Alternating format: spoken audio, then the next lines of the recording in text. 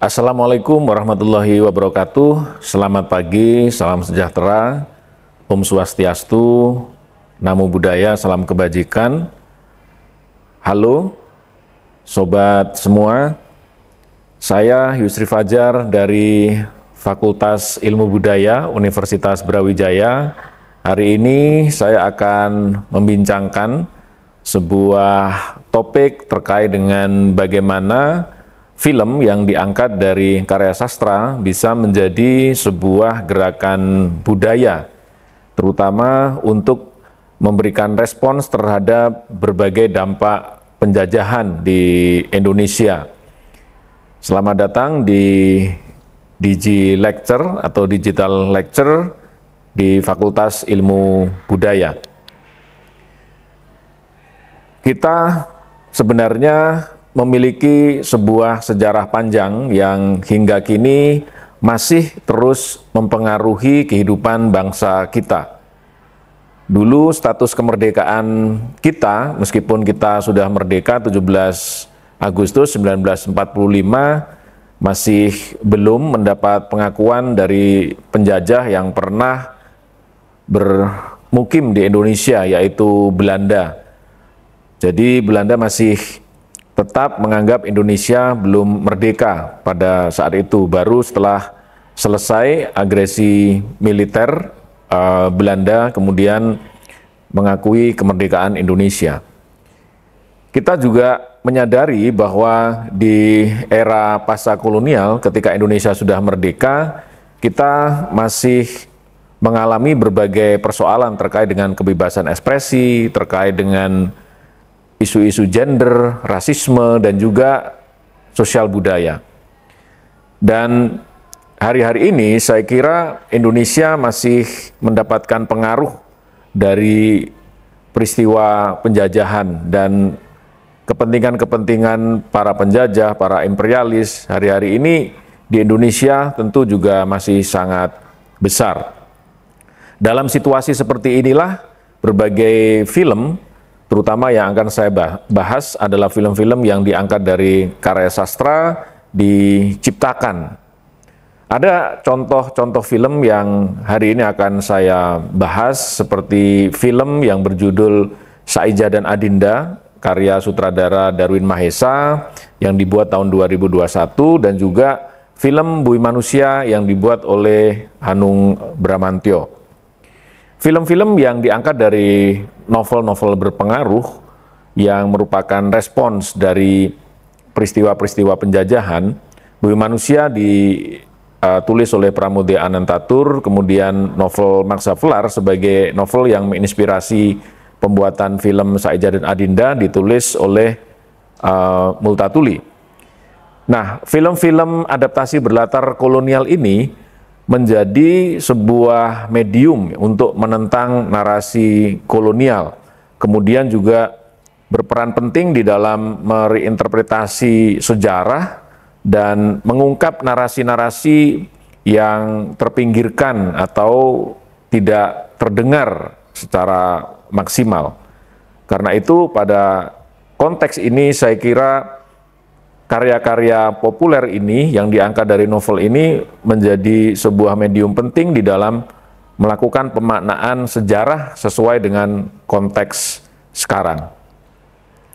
Dan saya akan mencoba untuk memfokuskan pembahasan saya. Yang pertama adalah pada bagaimana sebenarnya penggambaran identitas orang-orang pribumi, ya, orang-orang yang menjadi terjajah ya di dalam film Bumi Manusia dan juga film Saija dan Adinda.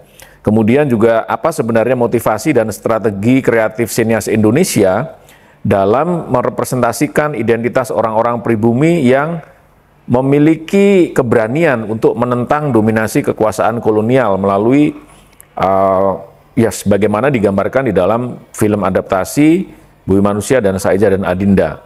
Kemudian apa relevansi dari film-film adaptasi ini yang diangkat dari novel-novel yang sudah lama ditulis jika kita kaitkan dengan konteks persoalan-persoalan yang dihadapi Indonesia hari-hari ini. Dan kita mengetahui bahwa dampak penjajahan memang sangat masif ya di Indonesia, baik itu dalam bidang sosial, budaya, politik, bahasa, dan lain sebagainya. Karena itu, seperti tadi saya singgung, karya-karya yang diciptakan oleh para sinias berdasarkan novel itu bisa menjadi sebuah medium untuk melakukan resistensi atau melakukan sebuah upaya untuk penulisan ulang, sebuah penulisan yang berbeda dari perspektif yang pernah dimiliki atau pernah ditanamkan oleh para penjajah atau orang-orang yang memang memandang negara-negara jajahan sebagai space, ya, sebagai tempat yang terbelakang, yang primitif, yang tertinggal, dan orang-orang di dalamnya dianggap tidak berpendidikan, tidak berperadaban, dan seterusnya. Kita melihat film Bumi Manusia dan juga film Saija dan Adinda sebagai sebuah upaya penting dari para siniasnya, tidak hanya untuk memotret atau merepresentasikan peristiwa penjajahan dan dampak-dampaknya, tetapi juga untuk mengkritisi berbagai fenomena-fenomena yang hari-hari ini masih terjadi. Jadi meskipun kita merdeka, hari ini kita masih banyak menemukan persoalan-persoalan seperti diskriminasi, persoalan korupsi, persoalan mental masyarakat Indonesia yang masih belum percaya diri ketika berhadapan dengan negara-negara asing.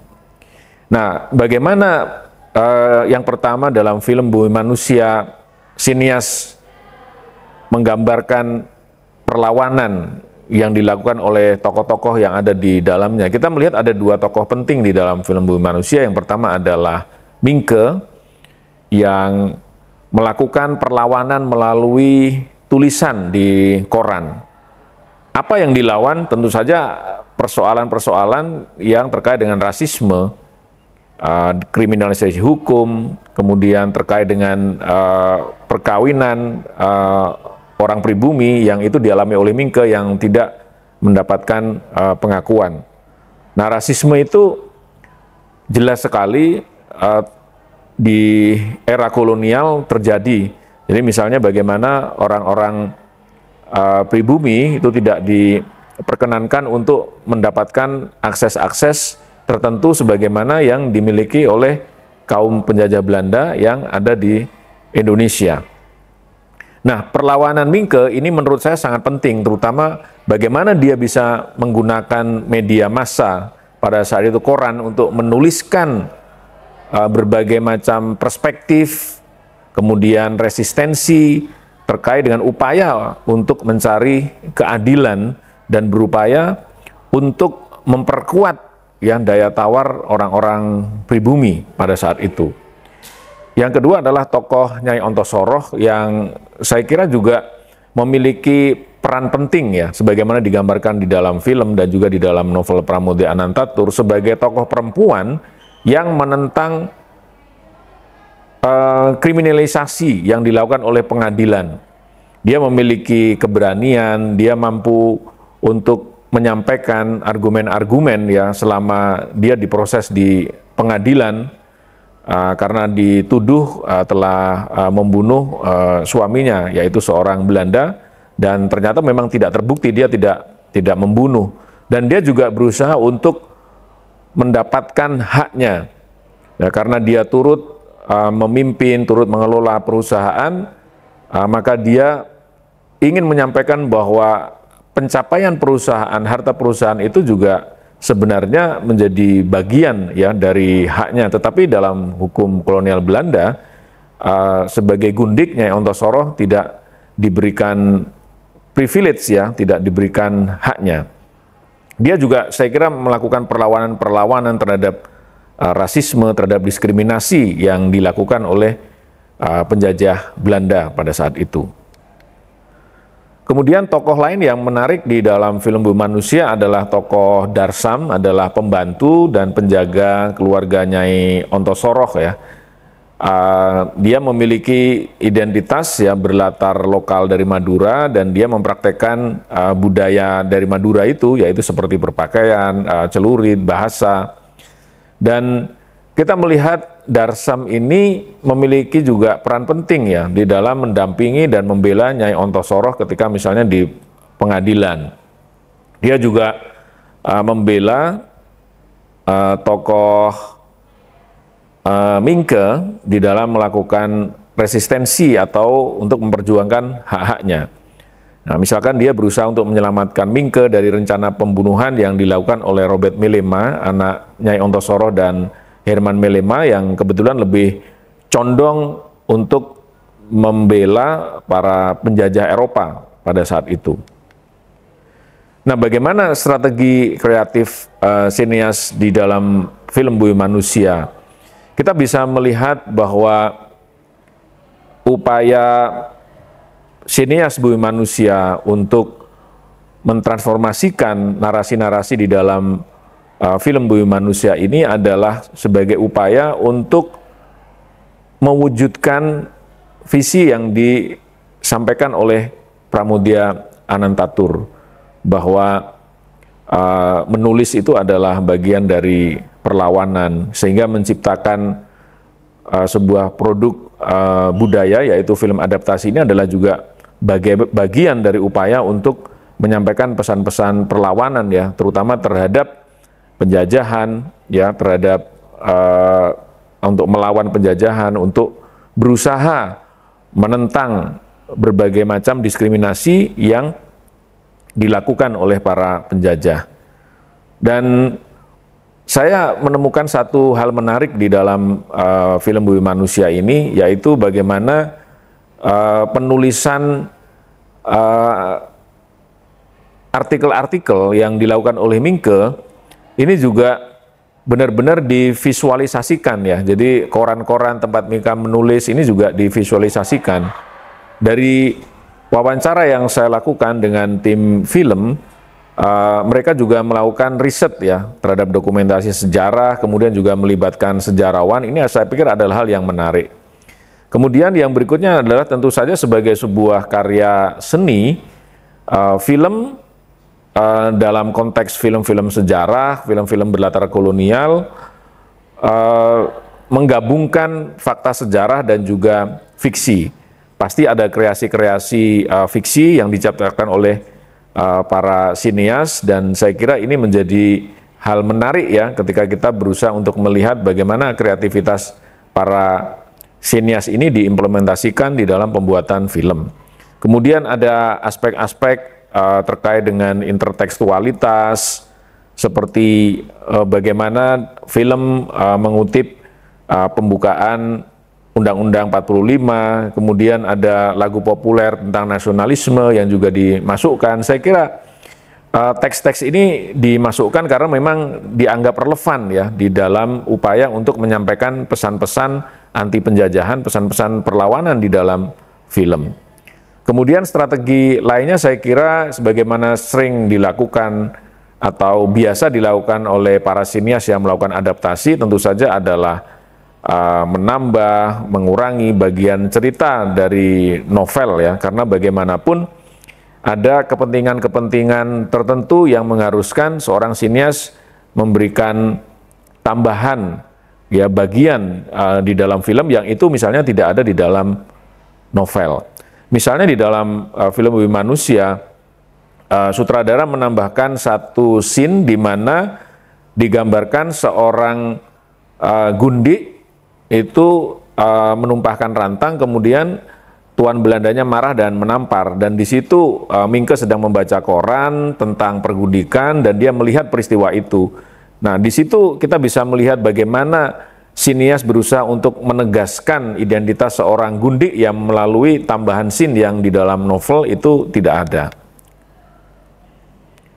Kemudian yang berikutnya, untuk film Saija dan Adinda yang diangkat dari novel Max Havelaar karya Multatuli, saya kira aspek yang menarik adalah terkait dengan kontroversi dari film ini, karena film ini dulu pernah dilarang ya, untuk film yang berjudul Max Havelaar dilarang ketika dirilis tahun 1976, dan kemudian sinias Indonesia Darwin Mahesa membuat film berdasarkan novel yang sama, tetapi dengan sudut pandang dan perspektif yang saya temukan berbeda. Ini saya kira menarik ya untuk didiskusikan. Nah, mengapa film Max Havelaar yang dulu dibuat oleh sinias Belanda von Strademakers itu di-ban atau dilarang di Indonesia? Salah satunya memang ya karena penggambaran-penggambaran terkait dengan orang-orang pribumi memang begitu inferior, rasisme digambarkan dengan sangat terbuka, sangat lugas, dan saya kira penggambaran-penggambaran terkait dengan korupsi, terkait dengan bagaimana elit lokal itu juga terlalu dominan, ini saya kira juga di satu sisi menyentil juga gitu ya kekuasaan Orde Baru ya pada saat itu. Jadi ada kemungkinan lembaga sensor pada saat itu juga menilai bahwa film ini dianggap mungkin terlalu membuka ya persoalan-persoalan koruptif yang ada di Indonesia. Nah, bagaimana film Saija dan Adinda ini berbeda dengan film Max Havelaar yang pernah dibuat oleh sinias Belanda? Saya kira kita bisa membandingkan kalau di film Max Havelaar karya von Strademakers, saya kira tokoh yang sangat dominan digambarkan oleh sutradara von Strademakers adalah Max Havelaar, seorang Belanda yang pada saat itu menjadi pegawai yang ditugaskan di Banten ya, di Rangkas Bitung. Sementara di dalam film Saija dan Adinda, sutradara Darwin Mahesa ini memang ingin untuk menonjolkan tokoh Saija dan Adinda, ya tokoh pribumi yang di dalam film von Strademakers perannya sangat minim sekali, digambarkan tidak berdaya, tidak memiliki kemampuan untuk melakukan resistensi, tidak memiliki visi ya atau upaya-upaya untuk memberdayakan diri. Sementara di film Saija dan Adinda, saya kira yang menarik adalah Darwin Mahesa berusaha untuk memosisikan Saija dan Adinda ini sebagai dua tokoh pribumi yang penting ya. Jadi dia digambarkan misalnya memiliki kemampuan untuk melakukan perlawanan ya secara fisik ya kepada para elit lokal, anak buahnya Demang dan Bupati, sementara di film sebelumnya tidak ada kemampuan seperti ini. Kemudian Adinda juga digambarkan memiliki resistensi kultural ya. Secara kreatif dia menciptakan dan melestarikan tradisi menenun, dan saya kira di dalam film sebelumnya ini tidak ada. Ini adalah satu penggambaran yang menurut saya menarik ya sebagai upaya untuk tidak hanya menunjukkan upaya Adinda untuk melestarikan tradisi lokal, tetapi juga menunjukkan bagaimana posisi dia sebagai perempuan pada saat itu sudah berdaya. Nah, bagaimana kita melihat strategi kreatif di film Saija dan Adinda? Yang pertama, menurut saya, hal yang paling penting yang bisa kita highlight di film ini adalah upaya sang sutradara untuk menciptakan film dengan 80% fokus pada tokoh-tokoh pribumi. Kemudian menurut saya juga memasukkan genre laga atau silat dengan kepentingan untuk menunjukkan bagaimana tokoh lokal itu memiliki kemampuan untuk melakukan resistensi secara fisikal. Kemudian dia juga melakukan riset ya dalam wawancara yang pernah saya lakukan dengan Mas Darwin, dia juga melakukan riset di Lebak ya di Banten. Kemudian dia juga melakukan focus group discussion kerjasama dengan Museum Multatuli. Saya kira upaya riset ini perlu diapresiasi dan sangat bagus, terutama dalam upaya untuk menggali data-data sejarah ya pada saat itu. Nah, yang menarik tentu saja juga adalah penggunaan bahasa lokal Sunda Banten di dalam film ini. Tentu di film Max Havelaar kita tidak menemukan penggunaan bahasa lokal, tetapi di Saeja dan Adinda penggunaan bahasa lokal ini menjadi menarik ya, apalagi bahasa lokal Sunda yang digunakan itu bukan bahasa Sunda yang biasa digunakan di daerah Bandung, Jawa Barat, tetapi bahasa lokal Sunda yang lebih egaliter, yang dianggap itu lebih bisa mencairkan relasi-relasi sosial ya di masyarakat Banten. Saya kira ini adalah juga bagian dari resistensi ya dari dominasi sebuah bahasa. Kemudian juga berusaha untuk mempromosikan tempat-tempat wisata populer di Banten. Nah, saya kira motivasi penting yang bisa digarisbawahi dari film seperti Saeja dan Adinda ini adalah menentang narasi dominan kolonial dalam film sejarah yang sangat Eropa sentris, kemudian mempromosikan sejarah dan budaya lokal Banten, ya untuk pendidikan generasi milenial, kemudian melawan dan mendapat pengakuan melalui budaya lokal dan budaya budaya nasional, kemudian juga meningkatkan nasionalisme generasi milenial. Dan saya kira motivasi ini juga dimiliki oleh sinias Bumi Manusia ya, karena dalam wawancara Mas Hanung juga menyampaikan kepada saya bahwa ada satu catatan kritis ya terkait dengan generasi milenial yang terlalu bangga ketika di-endorse oleh orang-orang asing gitu ya, seakan-akan dia tidak memiliki kemampuan jati diri yang patut dibanggakan sebagai anak Indonesia. Dan yang terakhir saya ingin membahas sedikit tentang relevansi Bumi Manusia dan Saeja dan Adinda. Yang pertama saya kira kalau dikaitkan dengan kebebasan pers ya, karena Mingke kan melakukan perlawanan melalui pers. Masih banyak kekerasan-kekerasan yang dilakukan oleh para intelektual terhadap kekerasan yang dilakukan terhadap intelektual dan jurnalis, dan saya kira pesan kebebasan ekspresi di media massa ini saya kira penting untuk terus dijaga ya hingga sekarang. Kemudian saya kira juga hari ini masih terjadi diskriminasi, kekerasan, ketidakadilan sosial yang dialami oleh para perempuan Indonesia. Saya kira ini relevan ya ketika ada tokoh Adinda, ada tokoh Nyai Ontosoroh di dalam film Bumi Manusia dan juga film Saeja dan Adinda. Kemudian yang berikutnya adalah soal mental inferior ya, dan kebanggaan mendapatkan legitimasi bangsa asing. Itu saya kira ini juga hari-hari ini menjadi persoalan ya yang harus diadres, harus dikritisi. Dan saya kira melalui film Bumi Manusia dan film Saeja dan Adinda, generasi muda harus memiliki semangat ya untuk memberdayakan diri, ya untuk melihat dirinya memiliki potensi besar ya, terutama dalam dinamika di era global dan di kancah internasional.